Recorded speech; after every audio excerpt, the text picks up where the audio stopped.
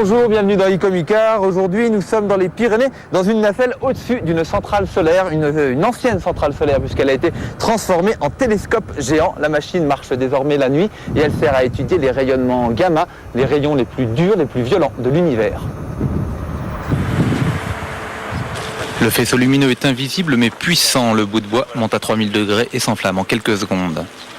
Ce jeu de miroir parabolique est un four solaire, une machine à amplifier et à concentrer la lumière du soleil sur un seul point. Celui-ci est utilisé pour faire cuire des poteries ou faire fondre de l'aluminium. Mais de l'autre côté de la montagne, c'est carrément une centrale électrique solaire qui a été construite sur le même principe. La station Thémis a vu le jour dans les années 80.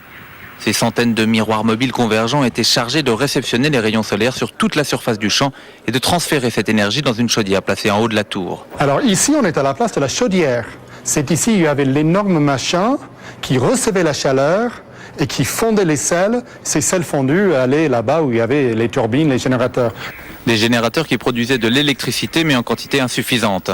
Au bout de 3 ans d'exploitation, le système est décrété non rentable, le projet est abandonné. Il ne reste de cette période que les cicatrices d'un accident informatique sur le blindage de la tour. Ça s'est passé un samedi, un samedi très tôt quand le soleil s'est levé. Après une nuit de réglage, l'ordinateur de groupe qui commande 16 héliostats dans le champ est tombé en panne. Et eux, ils sont partis et la procédure ne s'est pas passée automatiquement. Et le soleil, quand il s'est levé le matin, a focalisé sur la tour et ça a brûlé. Et on voit ce qu'est capable de faire 16 héliostats, de brûler et faire fondre l'acier. Un projet abandonné donc, mais l'infrastructure n'est pas perdue pour tout le monde. Les astrophysiciens du CNRS ont investi les lieux. Si les miroirs sont capables d'amplifier la lumière du soleil, ils peuvent faire la même chose la nuit avec celle des étoiles. Il a suffi de remplacer la chaudière par un jeu de miroirs et des détecteurs. La lumière est renvoyée par les héliostats du bas, ça revient vers le haut sur ces miroirs et paf, ça arrive ici sur les phototubes qui ont la tâche de transformer le signal lumineux en signal électronique pour l'envoyer aux ordinateurs. Une reconversion réussie, le télescope Céleste composé de la tour et de ses héliostats est en activité depuis 1995. Et pour scruter l'espace, il est secondé par une autre machine, le télescope 4, situé au beau milieu du champ de miroirs. Aujourd'hui, les prévisions météo sont bonnes. Cette nuit, le ciel devrait être dégagé. Le patron décide de lancer une manip pour le soir. Grande discussion avec Javier, un astrophysicien espagnol. Il faut choisir les objectifs et préparer l'observation. Des aérosols de nuit. Oui, mais théoriquement, on connaît bien à quoi ça serait dû la différence. Après 1 heure de discussion, il est convenu que les télescopes seront braqués sur 2 cibles successives. D'abord, le cœur de la galaxie d'Arco, situé à plusieurs millions d'années-lumière de la Terre. C'est une galaxie dans laquelle on croit qu'il y a de la matière noire qui peut nous fournir des informations très importantes pour la cosmologie. L'autre objectif, la galaxie 1426, susceptible d'abriter un trou noir supermassif. Une source possible de rayons gamma. Des rayonnements très violents mais difficiles à détecter, c'est la spécialité des installations 4 et Céleste. Avant de lancer l'observation, le matériel doit être vérifié. Toute la station est mise en branle.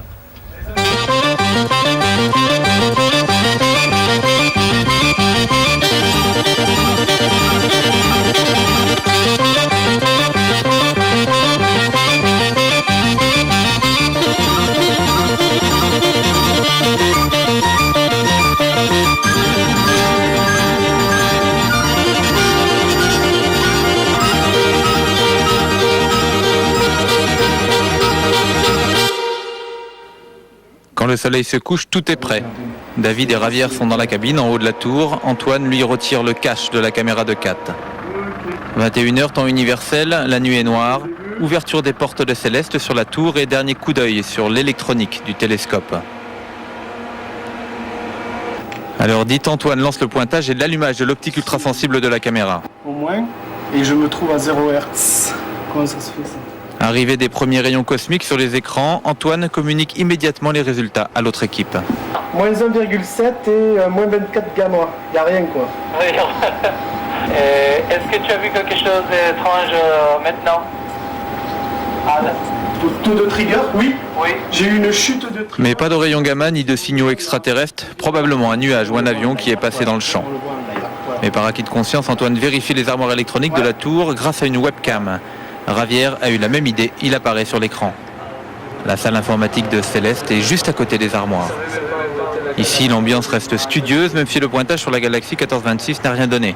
C'est l'heure du changement de cible, synchronisé avec le télescope du bas. Donc je suis en train de faire initialisation du laser. Alors j'y vais, d'accord?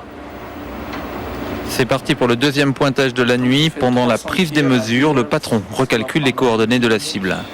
C'est 75 mégaparsec par kilomètre par seconde, c'est ça? C'est ça? Aucune erreur, mais les écrans restent muets. Tu vois rien? Déception, car la nuit est avancée maintenant. À 3h du matin, la Lune est déjà haute dans le ciel. Sa luminosité empêche de poursuivre les observations. Il est temps de fermer la boutique. Ok, d'accord. D'accord. À tout à l'heure. Antoine a désactivé 4, il replie le télescope pour le mettre à l'abri. En haut de la tour, les lumières se rallument. Dans la salle au miroir, David vient reboucher les optiques de Céleste. Sous les yeux d'un témoin quotidien, une femelle chouka qui a élu domicile à côté de la glissière de la porte. Elle reprend possession des lieux chaque matin qui suit une nuit sans nuages.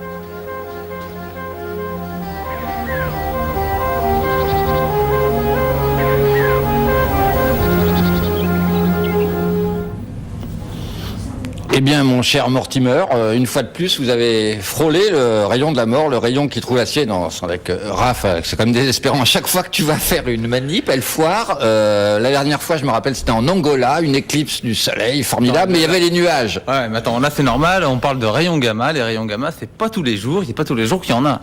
Ouais, c'est vrai, c'est pas tous les jours qu'il y a naissance d'un trou noir, c'est pas tous les jours qu'il y a une collision d'étoiles à neutrons, c'est pas tous les jours qu'il y a l'explosion d'une supernova. Or, les rayons gamma dans l'univers sont produits par ces phénomènes. Exactement, en fait, les rayons gamma, en fait, ils viennent de la matière qui est déchirée par l'attraction des trous noirs, ils viennent de l'explosion des étoiles qui vont donner les supernovas, et ils viennent de l'accident de la percussion des étoiles à neutrons.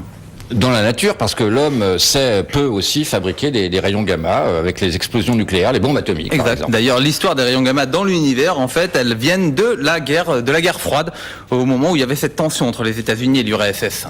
Ouais, tout à fait. Ça part sur une histoire d'espionnage. En fait, l'URSS et les États-Unis faisaient leurs explosions nucléaires et on savait à l'époque que les explosions nucléaires dégageaient du gamma. Donc, quand ils ont signé un traité de non-prolifération, d'arrêt des explosions, les Américains qui se méfiaient ont immédiatement envoyé un satellite espion pour voir si les Russes trichaient pas.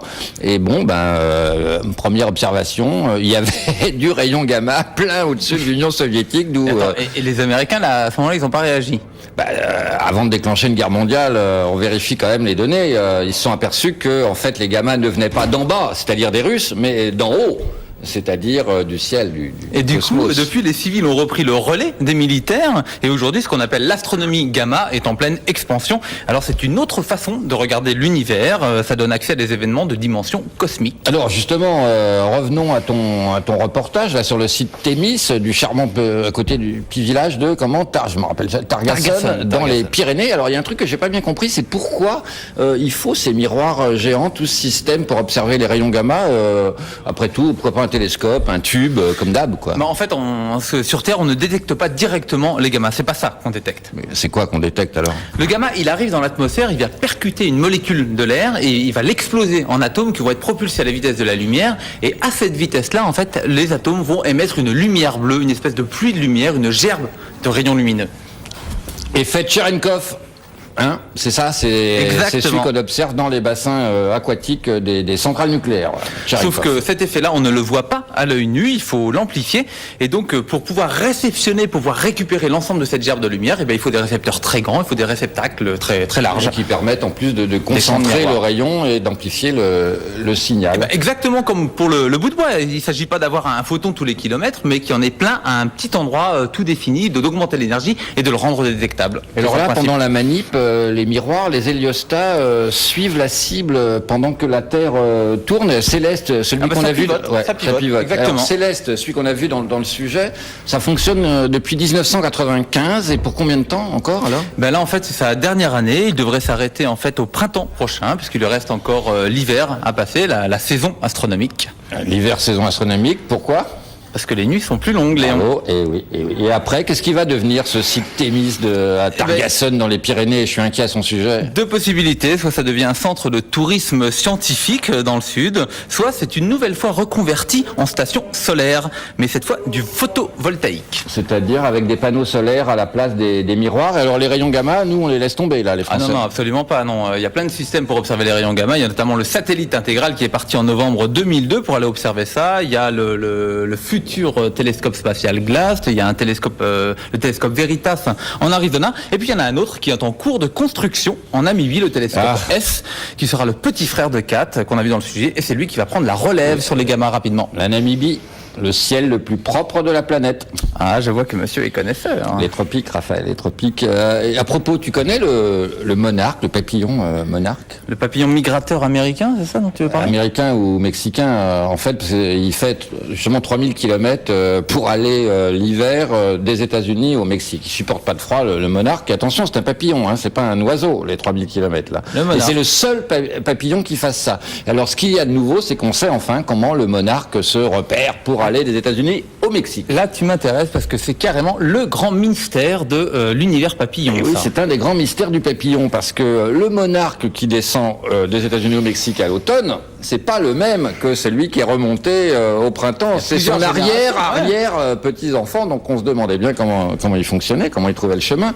Et ben maintenant, on le sait, le monarque, dans sa toute petite tête de papillon, a un microsystème complexe. Une espèce de boussole à lumière assistée d'une horloge. Alors donc, le monarque voyage pendant la journée et il se repère, il se cale par rapport aux rayons ultraviolets. Il a une boussole à lumière. Donc les rayons ultraviolets du ailleurs du soleil. une horloge interne, dans sa petite tête, il sait exactement quelle heure il est. Oui, s'il doit aller vers le sud, parce qu'il va vers le Mexique, il suffit qu'il se mette juste dans l'axe des UV. Le soleil est au sud, le monarque le sait. À midi, parce que dans l'après-midi, il laisse le soleil sur sa droite pour continuer à filer plein sud. Et pour le retour, même jeu, c'est-à-dire on remonte 3000 km au nord. Alors les monarques s'accouplent l'hiver au Mexique. Et puis vers la mi-mars, il fait trop chaud au Mexique. Ils disent on va remonter vers le nord. Et alors ils remontent la Californie, le Québec. Et là, ils pondent leurs œufs, suite de l'accouplage, c'est normal. Ils pondent leurs œufs et dans les champs de laiderons uniquement. Les champs de laiderons? Non, les champs de laiderons. C'est une espèce d'herbe avec une sève blanche comme du latex. Dieu sait pourquoi les monarques n'aiment que ça. Ils pondent que dans le laiteron. En tout cas, c'est la belle vie pour les monarques. Tout l'hiver à faire des petits au soleil. Alors, Icar, c'est au Mexique. Exact, Léon. Icar, c'est terminé pour aujourd'hui. On se retrouve pour le prochain numéro. D'ici là, salut.